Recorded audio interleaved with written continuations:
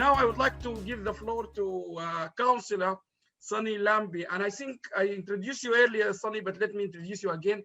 We as diaspora, if I call myself diaspora, if I talk as a diaspora, as academic or as whatever, British Black, we are very proud of you, Sunny.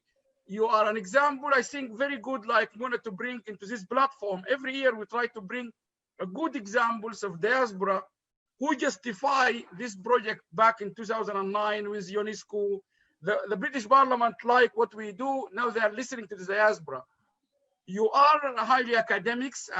You are a fellow of the Chartered Institute of Marketing. You have an MBA. You also a fellow of the Royal Society of Art. So you are also you represent us as an academic. You have a very good component of academics. You also a very good businessman. You have led initiatives. You are leading business in London, but also as a policymaker or as a politician, you are well known within the Black or the diaspora community as a leader in. You are leading the labor movement, the Black labor movement, but above all, you have managed to do all this, showing the real character of human being. Because when people, they respected you, they do not respected you for your color, but they respected you for the way you behave, the way you conduct yourself. Within all these three hats, if I call you, academic, professionals, policymakers, and business, you have succeeded because of the way you discipline yourself, the way you manage, the way you lead, the way you talk to people.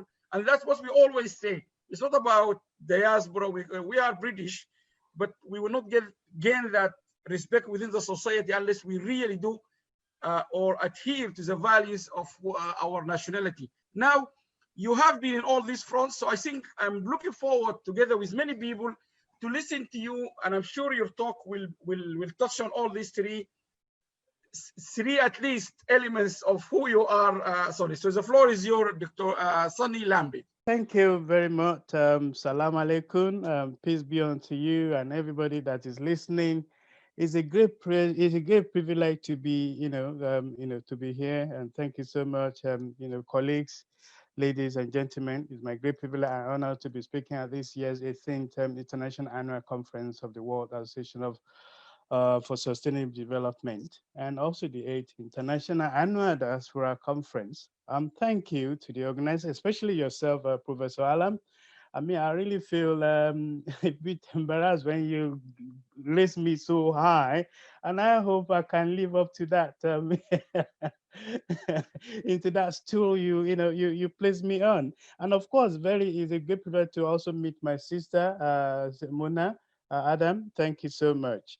I mean, it's I really prefer, to be honest with you. Of course, my presentation is going to be less academic, but perhaps a bit political and thought-provoking, as well. I mean, my sister mentioned stakeholders' involvement earlier, especially women empowerment. I mean, before I delved into some part of my presentation this afternoon, I just want to say that women don't need empowerment. They already have the power.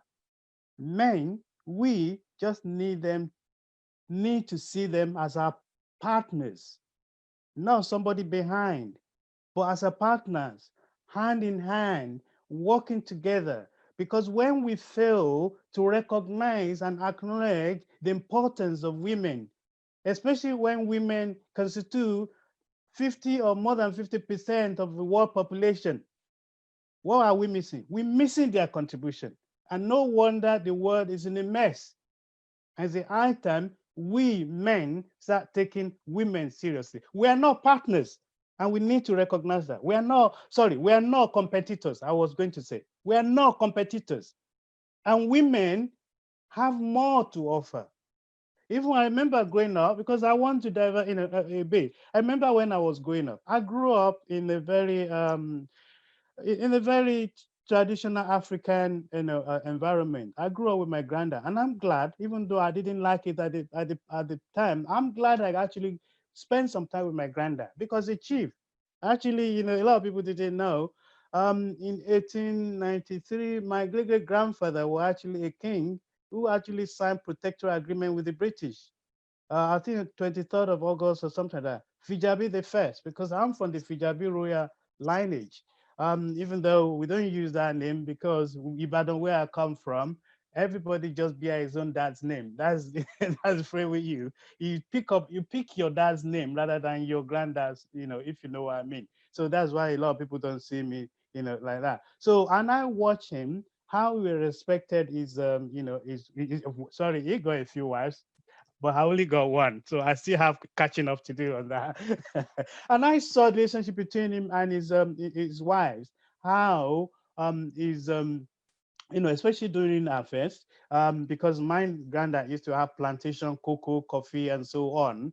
And then how the women had is what we call division of labor. Everybody have their own role to play. It's not because one is subservient to the other. So therefore, we need to rediscover that as as a race, especially we people of African origin. We need to start doing that. So women are not subservient at all. They're not at the back seat. And we started, realizing that. So now coming back to, I just thought I should put that in the front. Sorry, Professor Alan, you have to forgive me for that. So now coming back to the topic of today, what I want to talk about is the importance of stakeholders involvement in especially when it comes to sustainable involvement, engagement and involvement in sustainable development. We also touches upon what we just said, women are part of the stakeholders we're talking about. And if we then ignore the importance and the contributions of women, what are we doing? Then we are failing.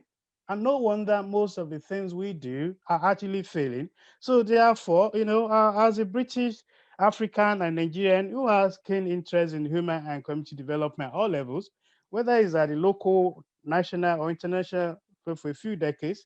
So much of projects I've set up over the past few decades. Indeed, my MBA, which also touched on African Common Market by the year 2000, also touched importance of the role of women, the role of youth, empowering ourselves, even, in terms of self-economic empowerment in Africa. Funny enough, some of my recognition are actually African Common Market, the African Union, and so on and so on. Imagine when some people thought you were crazy when you are doing all these things, especially when there were now enough, now you can do everything online, you can do your research, but that wasn't available then. And then all of a sudden, something people thought you were crazy when you were doing for your MBA is now, everybody is now getting mad about it. It means you're actually ahead of your time.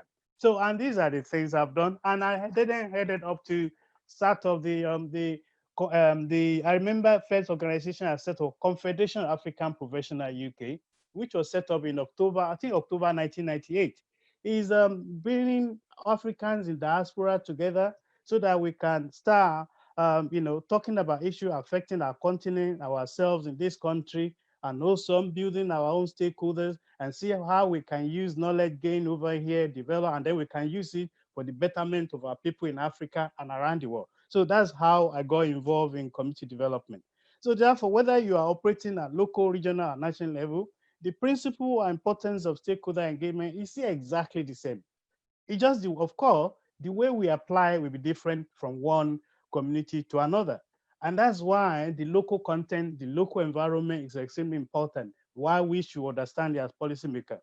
So it's about principle of carrying everyone along on the journey we're about to take, whether on a new project development, electoral reform, building a new hydroelectric dam, school, low-cost housing, railway lines, new superhighway, hospital, nuclear power station, or even indeed in the case of my London regional government, for instance, the new Bakerloo line, which is a new development, is about carrying people along with you. It's also good to talk to all the stakeholders, both internal and external, such as immediate local residents, neighboring countries, trade unions, contractors, funders, local and international pressure groups, who may be affected either positively or negatively by the new development. And that's where also women come into being as well. Women, young people,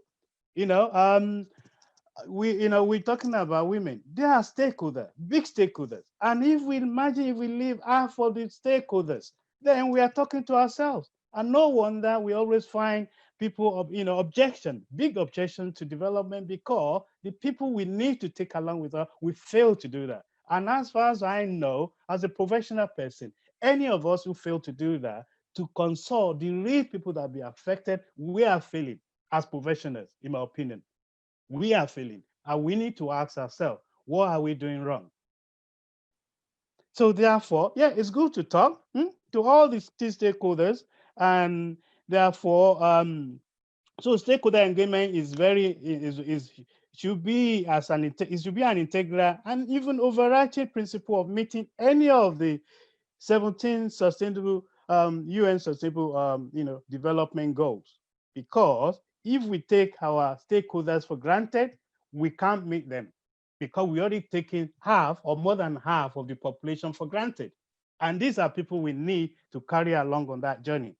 So it must be an integral part of all aspects of our concept, planning, management, implementation, and review process of any new projects. Why?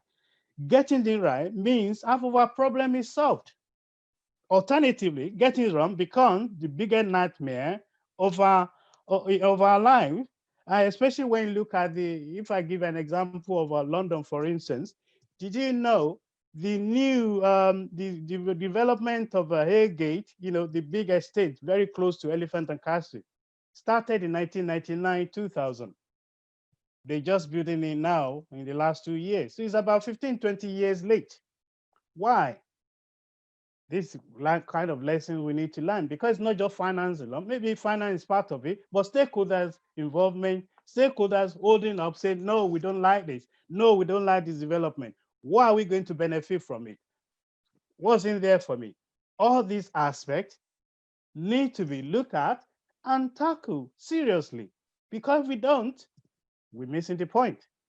So it is also similar to HS2, the rail network, which is now being proposed by the government. Look at how long it's been taking. Or may I even dare say the abandoned Boris Johnson, former London Mayor's pet project, the Garden Bridge. Look at how much millions were spent on the Garden Bridge, and then very close to you, Mona, because you live in that area, isn't it? Look at how much they spent and look at how much wasted, and then eventually the new mayor said, sorry, we don't want it, too costly, we don't need it, abandoned. But imagine if the stakeholders had been consulted, not just the few rich people who think, yeah, it's a fancy project and let's do it. Time wouldn't have been wasted, money wouldn't have been wasted. The wasted money could have been used to tackle all the socio-economic problem we have in London alone. Look how many young people get killed on our street because of lack of opportunities, because of unaffordable homes. But yeah, we have money to waste on garden projects. Now, I'm only using what is close to me at home, because I see Britain, London, my home, and I see what happens every day, what we make wrong. You can imagine what we then get wrong in Africa, other parts of either East Africa, North Africa, because we don't listen to stakeholders. We don't, even when we say we listen, just to tick the box that we consult them. But the consultation doesn't mean anything, because if I say and listen to you as Professor Alam, and listen to you, Sister Mona, and then I listen to you, it means whatever you say, I'm going to consider it seriously, and I'm going to consider in my decision making. That's what it means. But if I don't take into account, then it doesn't mean anything. Does stakeholder mean anything to us? And that's the question. So if we really want to meet the development goal, then consultation is extremely important. Taking stakeholders, consulting them is extremely important. Taking their views into account is extremely important. Or can I even dare say, look at Ethiopia, for instance. Look at what is causing between the hydroelectric dam, which is being proposed by Ethiopia, and then the drama is causing in Sudan and in Egypt and other neighboring countries. Now, it's true, Ethiopia needs to build this dam for its economic development. But you see where importance of stakeholder engagement involvement is extremely important. We forgot that actually there are neighboring countries that rely on the water of River Nile. Now, if serious stakeholder engagement had taken place, no matter how long it takes, even any objections that may have emanated from that could have been resolved amicably, either at the local national, regional, or international level, because we have all these different international system in place to resolve this. Now, we're still on it. So sadly, it creates a nightmare for the neighboring countries, such as Egypt, Sudan, and so on, who rely on River Nile for their water supply. So can you see, by Ethiopia solving one economic aspect of the sustainable development goal, economic development, through hydroelectric supply, sadly, they have also accidentally created the opposite for their neighboring countries, and enmity and making access to drinkable water supply to sustain livelihood interrupted, even made practically impossible because of the amount of water that they will need to fill the hydroelectric power generating system. So could adequate stakeholder engagement have lessened the level of hostility, opposition from the neighboring country? Perhaps yes. Can we learn a lesson from history? Now, I'm from Nigeria. I'm glad Professor Alam mentioned earlier. I'm from Nigeria. And I'm very privileged to be invited to speak here today. So thank you, Professor Alam. Thank you once again. Now, when I was young, when the project, the Kanji Dam, hydroelectric dam started in Nigeria in 1964, between 1964 and 1968, the cost of that dam was 209 million pounds, but that's immaterial because the Egypt and the Ethiopia one is costing between 4 and 6 billion. It's costing. You can see the difference. But the money is not the important thing now. What I learned is that Nigeria and Niger Republic had a dialogue when the dam was going to be built. And then when the dam was completed, the hydroelectric power station was completed, the Niger Republic benefits directly from the grid, the national grid of Nigeria. We supply electricity to Niger Republic, even to the extent that we always joke that actually Niger Republic enjoy more electricity than Nigeria. Because if you go to Nigeria, make sure you have a generator. Because if you don't, well, if you are lucky, you get electricity. You spend 2 weeks, probably lucky to get electricity for two hours a week, or you'll be lucky.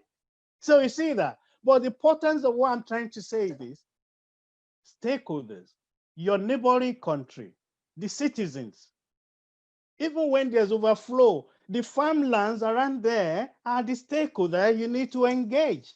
So through engagement, even in our relationship, by engaging with your partner, you understand what the issues. By men engaging with women, we understand what are the issues that are causing friction between us. By husband and wife, father and daughter and all of us engaging. So if I bring it to the lower level, we understand each other and we can then identify the issues, what is likely to cause friction between us, and then find ways to resolve it. Even where we have a sticking point, okay, let's leave that for now. Let's deal with the major one first, and then we come back to that later. It's only through engagement. So you now see the importance of engagement in everything, consultation, involvement in everything we do. And that's the essence of what I'm saying, that you cannot have a sustainable development without stakeholders, engagement, involvement. It's impossible. You may have it today. How do you sustain it over a period of time? And no wonder nothing works in Africa. I'm sorry to say, when you look at so many elephant projects, because one governor said, I'm the one who started it, I must be the one who finished it. We also learn in the Bible, forgive me, if those who are not Christian, that the person who builds the temple may not necessarily be who started the temple, the foundation may not necessarily be the one that will complete it. So therefore, what is important is for me to make sure the foundation I'm building is strong enough so that when somebody else comes, he or she can build on it. But the legacy I leave behind by building a strong foundation will be there for generations, to see. Unfortunately, we are not doing that. And the moment we keep on missing that very important point, I think sustainable development will be a nightmare. Will be something we just read in the textbook, but it doesn't have any application to our life. So therefore, it's important, I must say, when there's peace and mutual respect between both of us and the stakeholders, then obviously when we talk about sustainable development, then we'll be getting somewhere. So I think just of recent, Nigeria also offers some assistance to insurgency, Niger offers some assistance to Nigeria over insurgency. As you know, Boko Haram has been fighting in the northeast part of Nigeria.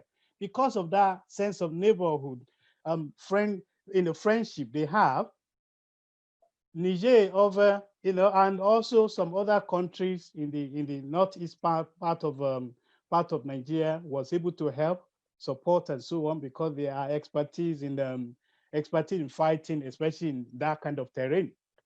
So when you have good relationship with your neighbors, then it's very difficult even for enemy to come through there to come and attack you.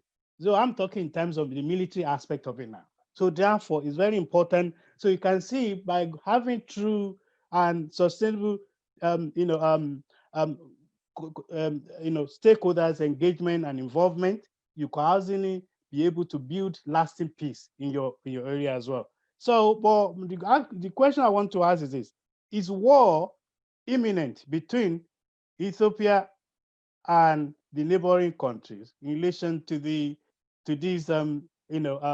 hydroelectricity project? It's up to you to then think about that, because it's not for me to answer that, but because if we are not careful, it's probably an area we might expect something like that to happen in the near future. So imagine a breakdown of complete communication between those two countries. Don't be surprised if that's the end result of it.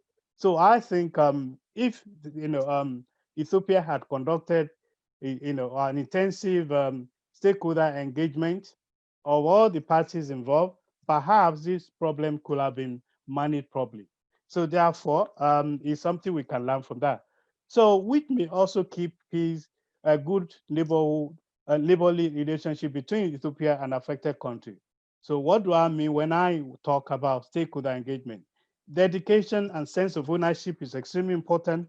Citizens' ownership, making sure they feel that sense of ownership, they own it, they feel important, they feel valued, men, women. Of course, even the government department that are going to deliver it, they need to talk to each other. You find some cases, even the two government, the tables are next to each other, don't even talk to each other. I'm talking even this part of the world, the advanced part of the world. You can imagine Africa where communication, is very difficult. I'm talking about where there is no electricity, there even the phone. Is there any landline or network? So you can see that even if you have phone, do you even have enough credit on your phone? Or do you even have, I find some staff, you'd be surprised, even in some countries whereby some staff actually have to buy toilet roll, to work. Though it's not even freely supplied, even where it's supplied, of course, that's not an issue. Some people actually steal them. So these are the kind of issue we need. So, we need to look at. So therefore, communication is extremely important. Of course, even political opposition as well, bring them along. Let them have a say. The lobbyists, bring them along. Let them have a say. Of course, by listening to all the different parties, all the different opinions, consulting them, you will know what their issues are. Men, women, young, old. You will know what the issues are. Neighboring countries, you know what the issues are and how to resolve them. And of course, the benefits of such is that early problems and objections will be identified and then obviously can be managed. Conflict identification management, project location, if it's not the right place to locate that project, forget about the dam for now. It could be anything at all, because sometimes our politicians, I want it in my village. Maybe your village is already well served. Maybe even my opponent's village is where they need it, because I just want to claim it. These are lessons we need to learn as people of diaspora. And these are what we need to share with our brothers and sisters. The politics, now I'm wearing my political hat now. Sometimes because my opposition doesn't mean everything they say is wrong. I remember when I grew up, my granddad used to say to me, when a mad person or a stupid person says something, actually a sensible person, a wise person will pick up something useful out of it. And I keep on every time, Therefore, I never dismiss anything. I don't have to agree with everything, but I'll listen. Then I'll then pick what I want to pick from there. That's why it's good to talk. Even BT used to have that slogan some years back, it's good to talk. Of course, as long as it doesn't cost you much money. So, ladies and gentlemen, so this benefit of stakeholder engagement, obviously early conflict identification and resolution, financial management and sustainability, efficiency, viability, even vandalism, because when there's strong local opposition, vandalism will come. They want to destroy. I mentioned about war. There can be any accident that makes sure, that the dam can be, I'm not saying, but human beings, they always find ways to do their own. Imagine when you build something that is not supposed to be, people always vandalize it, but when you bring them along, that sense of ownership is ours. Even when they see somebody who wanted to attack it, they will defend it. Some people will defend with their life. That's why stakeholder information, stakeholder involvement is extremely important. So therefore, and also showed sense of leadership as well. As I mentioned before, it's not being weak when you consult. It's not being weak when you change, and actually, we got it wrong. We're going to find a different way to do this thing. Unfortunately, we leaders, sometimes we think, all right, because it's from me, or because the opposition is from somewhere, somebody else, or they are there for somebody else. No, it has to be for me. No, actually, strong leadership also means accept you get it wrong. I'm sorry. That's why also even you minimize the sense of getting it wrong if you listen to people in the first place before you hit that place. But if you keep on making the same mistake several times, then is that weakness as well. So I hope, and I'm just going to use the Ethiopian Prime Minister as the reference point now. If you remember, before the current one, before he came to power, he actually, most of the countries around, if you remember, there was regional issues that time, neighboring countries. He made peace with them. And the area is now relatively peaceful now, as far as I know. But therefore, I think that's Shemose's sense of leadership in terms of Prime Minister. And I hope that same quality which he used at that time will be used again to resolve that problem which is now being generated through this hydroelectricity project. Because you need maturity. And then you need to make sure you listen to your stakeholders, which are the neighboring countries. So therefore, I'm going to quickly round up because I don't know how many minutes Professor gave me. How many minutes have I got left so that I know how to? I can't hear you. You have been doing well. Conclude. Take it, no problem. Okay, thank you. Thank you. You're very generous. A shame if we interrupt you, really. Thank you, brother. So, so how do we make sure we have inclusive, sustainable development? I think, like having a town hall whereby you meet different communities who may be affected, men, women, young people, listen to them, will be useful. And we do it there, even at the local level. And I'm privileged that we are different now. So therefore, you may see me operating at the lowest level today, and middle, and then upper. It depends on where I find myself, even whether in the church or in the community. So therefore, I'm used to that. And we should also learn to do that. Don't underestimate any community, any member of it, whether men, women. So education is very important because when we have that, then we can share, even they can share their concern with us and then see where we go from there. Of course, also builds local capacity as well. Because I always say, any development that doesn't take the people who are going to be directly affected along on that journey, it's not a development at all. And I've seen so many regeneration programs, especially in London, in my borough, and so on. And my people who have known me, I keep on banging on it. Any development that doesn't change people's life, no matter how many billions you spend there, I only judge the development by how people live, compare how people live yesterday, how they live today, and how they live tomorrow. If their tomorrow is worse than where they used to live to yesterday, then it's a shame. We need to look at ourselves. And it promotes diversity as well, inclusivity. Everybody, like Sister was saying earlier on, everybody feel you are part of the journey. That sense of ownership, men, women, carried along, all community, neighboring countries, carried along is extremely important. Of course, also our human rights as well. It's part of respecting human rights of every one of us, of every citizen. It's very extremely important. It builds peace and harmony, promotes peace and harmony between the government and affected communities, promotes trust and respect between government and the stakeholders, because they know you take them seriously. Because for the father, government consult the stakeholder, they feel respected. Of course, compensation, where a community, because I've seen government use the power they have, they just take over people's property. No, if people genuinely deserve to be compensated, that should be part of the overall discussion. But you can only know who is going to be affected, how it's going to affect them, and what are the financial implications of that, how are you going to deal with that? If you consult them, if you take them, engage them. So you see, part of all that stakeholders engagement. Of course, so therefore, compensation will be extremely important. And also takes away issue around bribery and corruption as well. Because if you are open and honest, the community see what is going on.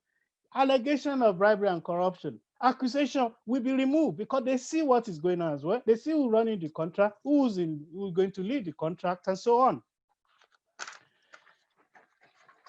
So environmental sustainability, as I mentioned, at local, regional, and national level, whether medium or longer term, stakeholder engagement can help, to facilitate effective management of this.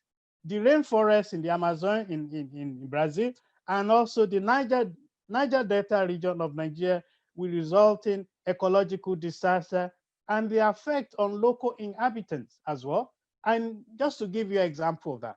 So you can see through stakeholder engagement, even when you made a mistake at the beginning, now you now see the result on the community. Then you start beginning to, okay, we are sorry, this has happened. How do we move from here? It's part of stakeholders engagement. They are the stakeholders, they are the affected communities. And of course, social and community cohesion. Because when you engage them, fighting, sabotage will be removed because you are being open, you openly engage and involve them in development process, and you carry men, women, and all the stakeholders along. So it's very difficult for anyone to go and attack you because you've been open and honest with them. So conflict and self-interest management, make sure is in place. If there's conflict, how do we resolve it? So that mechanism needs to be there as well. And also promote complementarity as well. What do I mean by that? You see, there are some people, for instance, when a railway line, imagine they run haulage system, transport system, whereby they use trailers and so on, to help people carry their goods and services from one town to another, or even interstate or intra-country and so on. Now, if they then realize actually they're going to be a railway line, which means their livelihood will be affected, unless you engage all those people that will be affected when those new developments are going to take place. Okay, we know it's going to affect you, or tell us how it's going to affect you so that we can see how you can build into the whole process. But unless that conversation takes place, then there'll be a problem. Some people's livelihood will be lost forever. And then it can cause all kinds of social and economic problem. And that is one is extremely important that those who may be affected, who have self-interest to be protected, need to be taken along. Even if that job is going to be lost, that line of profession is going to be lost, if they see the bigger picture of the new one that might replace it, and how they can be compensated if needs be, obviously that community will be carried along. Those line of people, whether men, women, or the professional group, will be happy to support that kind of initiative. But if you fail to carry them along, obviously, we know what's going to happen. And capacity building of local people. By engaging the community, we will know who are ready within our own community, professionals we have, that we can use for this project. because there's no point getting everything from the expatriate, from over outside the country, when you have millions of their own people unemployed. I mean, look at Nigeria, for instance, millions of graduates unemployed. No wonder some of them get engaged in fraud and all these activities. Well, it's not an excuse, but when development are going on, and then you allow people from different parts of the world to bring almost every staff to that country, obviously it disenfranchises and also, prevents, people from benefiting from that project. So carrying the stakeholders along with you is extremely important. And I'm just going to, to conclude on this. The idea of ownership of the project must belong to the local people based on lived experience of their lives and how project will alleviate their solve the problem. Project design, the active involvement in the project design is extremely important as well. Consultation, as I mentioned before, transparency is extremely important. Accountability is extremely important. Checks and balances to make sure there is not just me who make all decisions. There are people who checks, okay, am I making the right decision? And then if I'm not making the right decision, is it me who spend the money? If I'm the one spending the money, it's also me who approve the money. I'm as well just approving and spending money myself. And by the time they realize I'm not spending the money on the right thing, all the money is gone. So that's what I mean by checks and balances. Then you find me giving all the money to my friends and girlfriend, boyfriend, or sister, brother. That happens a lot in Africa. And of course, flexibility and adaptability. Through stakeholders' involvement, any likely problem that may happen either before, during, or after the project will have been identified. And then, of course, if it's not identified at the beginning, while the project is in progress, if something then comes up that will be integral to the, to the conclusion of that project, then if it needs to be factored in, if you don't build some degree of flexibility and adaptability into it, then you have problems. So it's always important. And that's why sometimes those of our people who are involved in this, in the discussion on projects, on contracts, and so on, it has people of integrity, people of knowledge, people of expertise. Even some people, for the fact that maybe they have all the letters after their names, like me and a few others, does not mean we probably be the right people to be around the table. Because there are some people, they may not have all these qualifications, but their expertise and experience is beyond just the letters after our name. So we need to look at that. So therefore, and we should also remember, what works in UK may not necessarily work in Kenya, Sudan, Ethiopia, or even indeed Nigeria. So we should not bring something because it works somewhere else. Therefore, it's going to work in our own backyard, in our own town, in our own city, in our own village. No, let's localize. If we will get an idea somewhere, okay, how does it work in our own? Let's just go come and plant it, because we see so many projects. We find it because it works perfectly well over there, and we bring it to our own community, and it failed woefully, and we'll have wasted a lot of money. So therefore, it's therefore imperative that we ensure no community feels left behind, because that's the essence of community engagement, community involvement, which obviously ensures that its sustainable development takes place. And that's the essence of any good stakeholder engagement and involvement in development initiatives. And without taking those carefully, thinking through them and planning them methodically, and put checks and balances in place, and making sure reviews always take place at every stage of the development, then I think sustainable development will be a nightmare. But it can't be, shouldn't be. Why can't we just make sure women, young, old, youth, they are part of the journey? Thank you.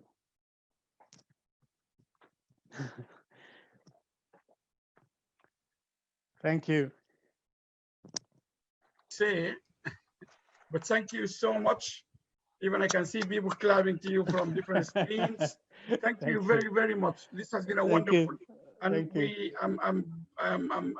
I'm happy that people have been patient with me. They didn't ask me, because engagement is critical, and we have papers yesterday, and we're going to put them all together. And also, just to echo what you said, while we're getting the third speaker, the stakeholder engagement is critical, and you're rightly so when you give the example of the Renaissance Dam and others. But it's also part of the concept when we submit this to the UNESCO. We said to them, because in technology transfer, one key issue we always mention is end user considerations. So the person who is eventually going to use the technology, you need to have lots of consideration to his or her ability, the timing. And that end user considerations can only be achieved if you have a stakeholders engagement. So you engage with them. And that was the reason we raised the issue that with the diaspora, they have that plus, we call it a plus, because they can engage much better, understand the end user consideration in Africa, because they are British, but they know the culture there. So thank you very much, Sunny. Give me on the ground, what do you want him to do? Okay. Number one, if we take equality seriously, then the contribution of everyone, whether man or woman, a disabled person, or whether we come from religious background or none, or young or old, the contribution of everyone should be allowed to flourish. And when you deny a woman or a child the opportunity to contribute, we are losing, we are missing. And I said that, earlier during my presentation. So coming back to the question you asked, I remember, because I wanted to have a woman leader. In the past 2 leadership elections, the one that brought Jeremy Corbyn in, I voted for a woman leader. Of course, she didn't win. And the second recent one, the more recent one, I voted for a woman leader as well. Not because for tokenism or anything. I just believe we have capable women out there that we'll be supporting. However, you can quote me, you may not quote me on this. I do not believe, because in my party, for instance, they believe this position needs to be reserved for men, this position needs to be reserved for women. I don't believe in that. And I'll tell you why. I don't believe in that because I believe, if you remember what I said before, women don't need empowerment. We just need to give them space to flourish. They're already empowered. So therefore, when you say reserve this position for women, even for a Black person, as we do in this country, all right, this for Black, this for Asian, this for this. It's total rubbish, my opinion, to be honest with you. You know what? We are failing. That's why we haven't doing that. If we are in a very open society where whether you're Muslim or Christian, man or woman, young or old, the qualities you have, you bring it on the table can be recognized and utilized to flourish, we won't need to do all that. It's because we failed as human beings. That's why we notice, oh, we don't have enough women there. Oh, we don't have enough men there. Imagine if in the room, out of 10 people we want, 7 of them are women. Why not be majority? All of them women. But also, conversely, if it's majority of them are men, why do you have to say simply because? It's because majority of them are men, therefore, let's go and find a woman that is not ready or a young person that is not ready to plug that hole.